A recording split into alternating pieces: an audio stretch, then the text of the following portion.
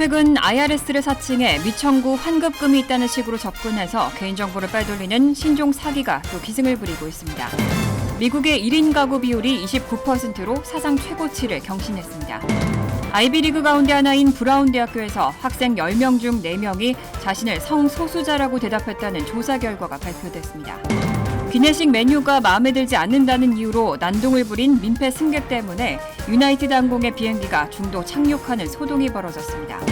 오는 13일 뉴욕과 메인, 메릴랜드를 포함한 17개 주에서 오로라를 볼 수 있을 것으로 예상됩니다.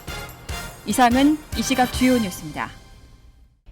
시청자 여러분 안녕하십니까? KBN 뉴스입니다. 최근 IRS를 사칭하는 신종 사기가 또 기승을 부리고 있습니다. 미청구 환급금이 있다는 식으로 접근해서 개인정보를 빼돌리는 수법인데 편지나 이메일, 문자메시지 등 다양한 수법으로 시도되고 있기 때문에 주의가 당부되고 있습니다.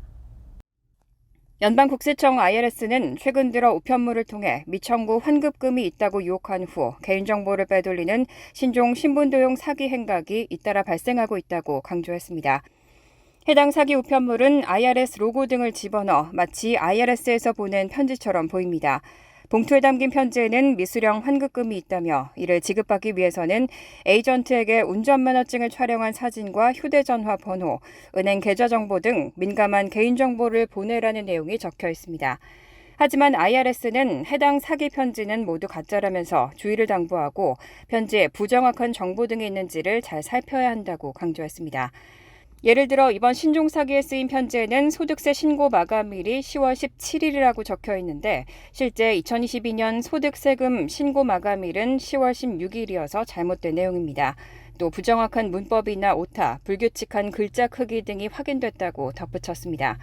데니 워펠 IRS 국장은 이번 미청구 환급금을 미끼로 한 사기 행각은 IRS를 사칭하는 범죄자들의 오랜 시도 중 가장 최신 수법이라며 우편은 물론 이메일이나 문자 메시지 등을 통해서도 시도될 수 있기 때문에 주의를 기울여야 한다고 밝혔습니다. 또 세금 환급 등과 관련해 IRS는 이메일이나 문자 메시지, 소셜미디어 등으로 납세자에게 연락하지 않는다고 강조하고 사기로 의심되는 행위를 접할 경우 즉각 신고할 것을 당부했습니다. 연방준비제도의 고위 인사들이 잇따라 추가 금리 인상이 필요하다는 입장을 밝히고 있습니다. 연준의 멤버 상당수는 올해 말까지 0.5% 금리를 더 인상해야 한다고 예상하고 있습니다. 어제 마이클 바 연준 부의장은 인플레가 목표 2% 복귀로 향하고 기준금리가 적절한 수준에 가까워졌지만 연준으로서는 아직 해야 할 일이 좀 더 있다며 추가 금리 인상의 필요성을 시사했습니다. 금융규제 담당인 마이클 바 연준 부의장은 이날 초당파 정책센터 미팅에 참석해 연준이 인플레를 억제하는 수준까지 금리를 올리려면 할 일이 많다고 강조했습니다. 바 부의장은 인플레 억제를 위해서 앞으로 금리가 어느 정도 상승할 필요가 있는가를 묻는 질문에 연준이 인플레 측면에서 많은 진전을 이뤘다면서도 인플레는 여전히 지나치게 높다고 대답했습니다. 또 지난번 연방공개시장위원회에서 다수 멤버는 여전히 금리 인상이 필요하다고 생각하는 게 드러났다며 데이터에 크게 의존하지 않고 회의 때마다 입수하는 자료를 보며 실시해 나갈 것이라고 밝혔습니다. 연준은 그동안 10차례 연속 기준금리를 5에서 5.25%까지 올리고 나서 6월에는 동결했는데 추가 인상 가능성을 남겨놓은 겁니다. 6월 FOMC 후 나온 전망으로는 멤버 상당수가 올해 말까지 금리를 0.5%포인트 더 인상한다고 예상했습니다. 같은 날 메리 데일리 샌프란시스코 연방준비은행 총재도 연준이 인플레이션을 낮추기 위해 너무 적은 조치를 취했을 때의 위험이 미국을 깊은 경기 침체로 몰아넣는 속도로 금리를 인상할 때의 위험보다 여전히 크다며 금리 인상 필요성을 시사했습니다. 미국의 1인 가구 비율이 29%로 사상 최고치를 경신했습니다. 학자들은 이렇게 1인 가구의 증가가 단순한 트렌드가 아니라 사회 변화에 따른 삶의 변화로 보고 있습니다. 어제 더힐 보도에 따르면 인구조사국의 인구 총조사 결과 지난해 미국 가구의 29%는 1인 가구인 것으로 조사됐습니다. 학자들은 이런 결과에 대해 트렌드가 아니라 사회적 변화에 따른 삶의 변화라고 주장했습니다. 지난 1940년에는 독신 가구의 비율이 전체 가구의 8%였는데 1970년에는 18%로 2배 이상 증가했고 지난해는 3배 이상 증가한 겁니다. 에릭 클리넨버그 뉴욕대학교 사회학과 교수는 이런 현상은 지난 세기 동안 우리가 인식하지 못하고 진지하게 받아들이지 못한 가장 큰 인구학적 변화라고 주장했습니다. 또 이런 독신 가구의 증가는 미국이 결혼을 늦추고 출산율이 떨어지고 고령화되는 현상 등 여러 다른 사회적 현상과 교차한다고 분석했습니다. 또 여성의 경제활동 증가와 인권 향상과도 연관이 있다고 덧붙였습니다. 클리넨버그는 1980년께 미국 성인 여성의 노동 참여율은 50%에 달했다며 역사적으로 볼 때 여성은 자신 스스로를 통제할 수 있을 때 혼자 살기 시작했다고 언급했습니다. 전문가들은 이런 독신 가구의 증가가 독립적이고 자치적인 새 시대를 알리는 신호일 수 있다고 말하면서도 동시에 인간 사회가 종말로 한 걸음 다가가는 것일 수도 있다고 분석했습니다. 특히 독거노인의 고령화에 관해 뉴욕타임스의 한 보고서는 많은 50대에서 60대 인구가 독신적으로 잘 살고 있지만 연구에 따르면 혼자 사는 사람들은 신체적, 정신적 건강이 나빠지고 수명이 짧아진다는 것이 명백한 사실이라고 주장했습니다. 아이비리그 가운데 하나인 브라운 대학교에서 학생 10명 중 4명이 자신을 성소수자라고 대답했다는 조사 결과가 발표됐습니다. 특히 이 가운데 가장 많은 54% 가까이가 자신을 양성애자라고 밝혔습니다. 오늘 워싱턴 이그제미너, 디 애드보케이트 등 언론은 브라운대의 학생신문 브라운 데일리 헤럴드가 최근 발표한 올봄 설문조사에 따르면 이 대학 학생의 38%가 자신을 이성애자라고 대답하지 않은 것으로 나타났다고 보도했습니다. 이성애자가 아닌 선택지는 동성애자, 게이나 레즈비언, 그리고 양성애자, 무성애자, 범성애자와 퀴어, 퀘스처닝 등이 있었습니다.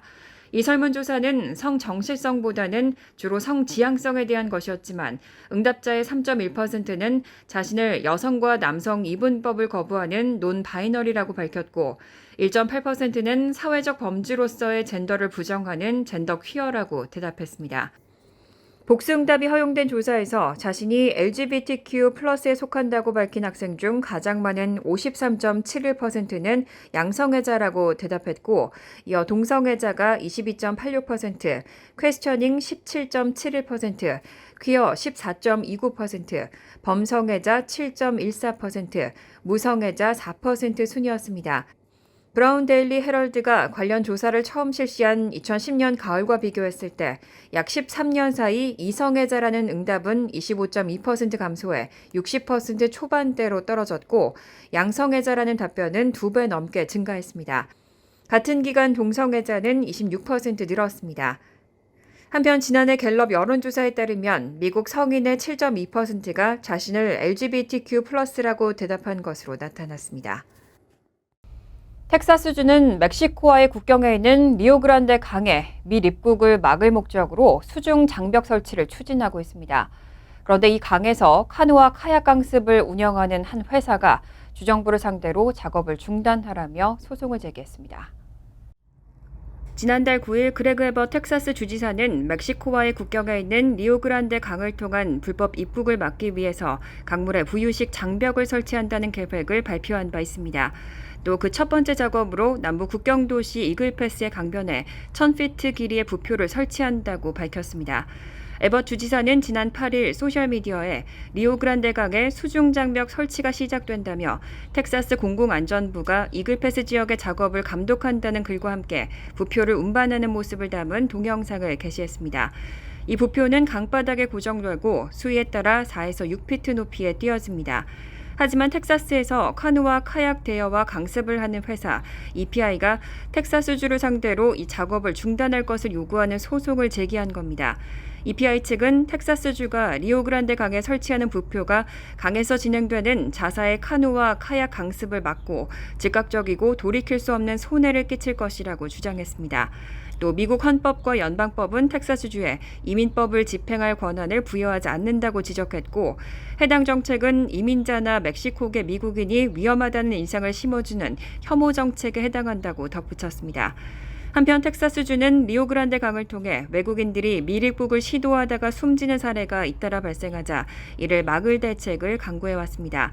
국경 순찰대에 따르면 리오그란데 강을 통해 불법 월경을 하다 숨지는 사례는 연간 200명을 넘었습니다. 메타가 내놓은 새 소셜미디어 스레드가 출시 4일 만에 가입자 수 1억 명을 돌파했습니다. 이런 스레드의 흥행에 대한 반작용인지 트위터 이용자의 트래픽은 지난해 같은 기간보다 11%나 떨어졌습니다. 메타가 지난 5일 새 소셜미디어 스레드를 공식 출시한 이후 트위터의 트래픽이 감소한 것으로 나타났습니다. 스레드의 가입자 수는 출시 4일 만에 1억 명을 돌파했는데 이런 스레드의 흥행이 트위터에 타격을 주고 있는 것으로 보입니다. CNBC 방송은 트래픽 통계 사이트 시밀러웹을 인용해 트위터의 트래픽이 6일에서 7일 전주와 비교해 5%, 지난해 같은 기간보다 11% 감소했다고 보도했습니다. 트위터의 대항마로 불리는 스레드는 출시 첫날 가입자 3천만 명을 넘어선 데 이어 다음 날인 7일에는 7천만 명, 10일에는 1억 명을 달성했습니다. 더군다나 아직 유럽에서는 출시되지 않았기 때문에 가입자 수는 더욱 늘어날 것으로 보입니다. 유럽연합은 거대 플랫폼 사업자의 시장 지배력 남용을 방지하기 위해 도입한 디지털 시장법에 저촉될 여지가 있다며 스레드 출시를 보류한 상태입니다. 스레드는 인스타그램과 연동된다는 장점으로 빠르게 가입자 수를 늘린 것으로 보입니다. 가입 과정에서 기존 인스타그램 계정과 자동으로 연동해 회원가입의 번거로움을 덜고 있기 때문입니다. 아울러 트위터 회장인 일론 머스크와 메타 최고 경영자 마크 저커버그 간의 격투기 대결 가능성도 스레드의 흥행에 도움이 됐다는 평가입니다. 뉴욕 뉴저지런에서도 갈수록 홍수가 빈번해지고 예상 피해 지역도 넓어지고 있습니다. 앞으로 뉴저지주에서 부동산을 매매하거나 임대할 때는 반드시 홍수 발생 이력과 홍수가 날 수 있는 위험 등에 대한 정보를 공개해야 합니다.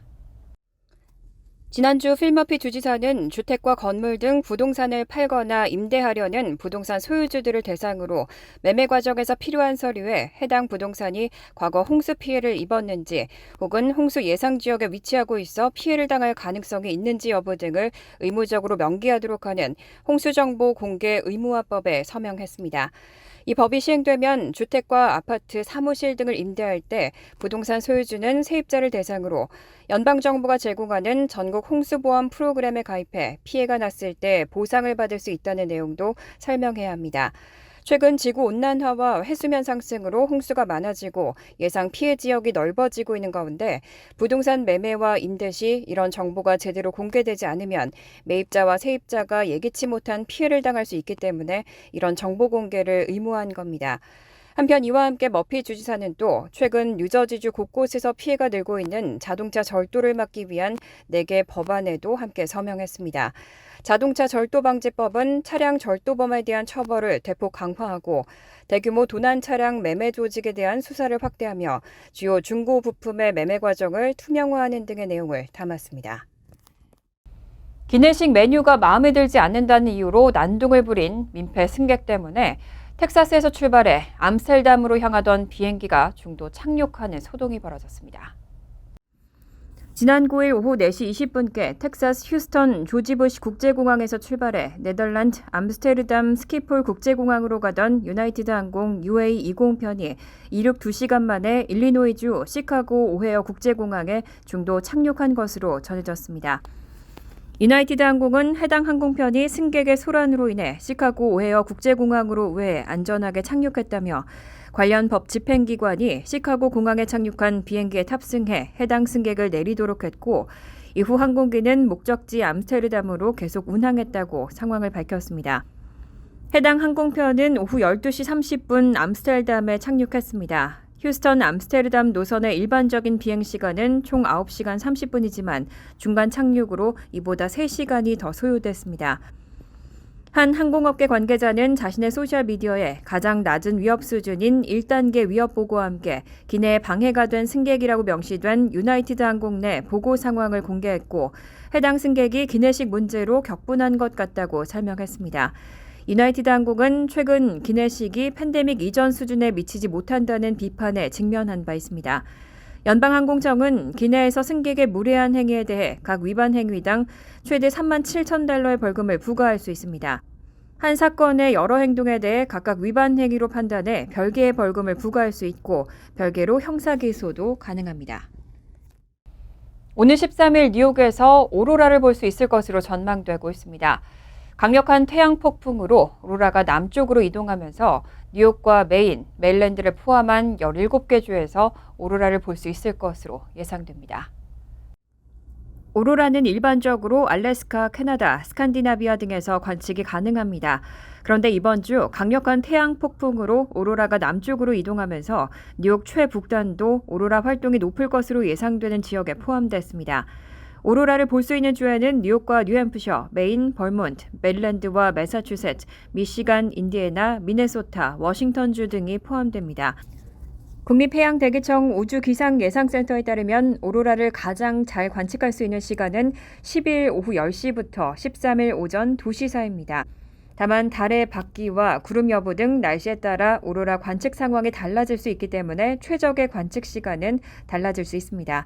다만 일반적으로 오로라는 일몰과 일출에 가까워질수록 보기 어렵기 때문에 한밤중에 가장 잘 보이고 오로라를 더 선명하게 관측하려면 도시의 불빛을 피해 어두운 곳을 찾는 게 좋습니다. 망원경이나 특수장비는 필요하지 않을 것으로 보입니다. 오로라는 태양의 코로나 질량 폭발로 인해 태양 플레어가 지구 대기 원자와 부딪혀 대기 상층의 원자가 빛을 발할 때 발생하는데 대기의 화학 성분에 따라 분홍색, 보라색, 빨간색, 초록색 등 다양한 색으로 나타납니다. 알래스카 대학교 페어뱅크스 지구물리연구소는 13일 오로라의 강도를 측정하는 KP 지수가 9점 만점에 약 6점이 될 것으로 예측했습니다. 일반적으로 오로라를 관측할 수 있는 확률은 KP 지수가 5 이상일 때 가장 높습니다. 간추린 소식입니다. 외교부는 한국국제협력단의 신임 이사장에 장원삼 전 뉴욕 총영사가 임명됐다고 어제 밝혔습니다. 코이카는 외교부 산하의 대한민국 무상원조 대표기관입니다. 장원삼 신임 이사장은 1959년에 서울대 법학과를 졸업하고 1984년 외무부에 입부해 동북아시아국장과 주중공사, 주 스리랑카 대사 등을 지냈습니다. 뉴욕 총영사를 마지막으로 2021년 12월 퇴임 후에는 동북아 역사재단 사무총장을 역임했습니다. 한국국제협력단 이사장의 임기는 3년으로 공모 및 임원 추천위원회 심사 등의 절차를 걸쳐 선발되며 임기 만료 후에는 1년 단위로 연임할 수 있습니다. 인천국제공항공사는 여권과 탑승권을 꺼낼 필요 없이 사전 등록한 안면인식 정보로 출국 절차를 신속하게 밟을 수 있는 스마트 패스 서비스를 도입한다고 밝히고 안면인식 정보 등록을 받기 시작했습니다. 스마트 패스 서비스는 인천공항을 이용하는 출국 여객이 안면 정보를 사전에 등록하고 출국장 탑승구 등을 안면 인식만으로 통과하는 겁니다. 서비스 이용을 원하는 승객은 인천공항 스마트 패스 어플리케이션을 설치하고 여권 정보를 등록한 뒤 안내에 따라 카메라로 얼굴을 촬영하면 됩니다. 텍사스 한인 여성이 최초로 경찰국장에 올랐습니다. 올해로 경찰직 24년 차인 이브 스티븐스가 지난 6일 텍사스 대학교 오스틴 캠퍼스 경찰국장으로 취임했습니다. 이브 스티븐스는 텍사스 내에서 최초의 아시안이자 여성국장으로 기록됐습니다. 스티븐슨 국장은 캠퍼스 경찰 총책임자로 100여 명의 경관들과 함께 캠퍼스 내 7만 5천여 명의 학생과 교직원, 방문자들의 안전을 책임지게 됩니다. 월스트리트저널은 오늘 매사추세츠 의회가 50개 주 가운데 최초로 스마트폰 사용자의 위치 추적을 전면 금지하는 위치정보 보호 법안을 검토하고 있다고 보도했습니다. 법안에는 매사추세츠주에서 스마트폰을 사용하는 사람들의 위치정보 수집과 판매를 완전히 금지하는 내용이 담겨져 있습니다. 또 수사기관 등 각 정부기관이 스마트폰 사용자의 위치 정보가 필요할 경우 반드시 법원의 허가를 받도록 하는 내용도 포함됐습니다. 환율과 증권 소식입니다.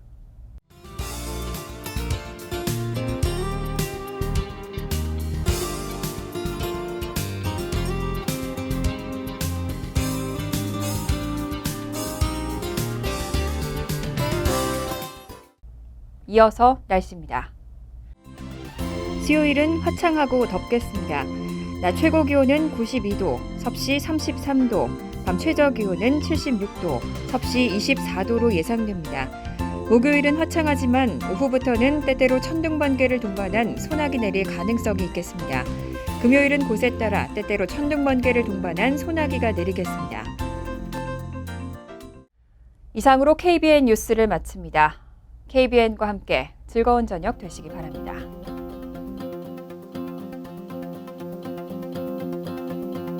미 동부 최대 한인방송 KBN이 제작하는 KBN 뉴스는 웹사이트 mykbn.com 그리고 유튜브와 페이스북에서 다시 보실 수 있습니다.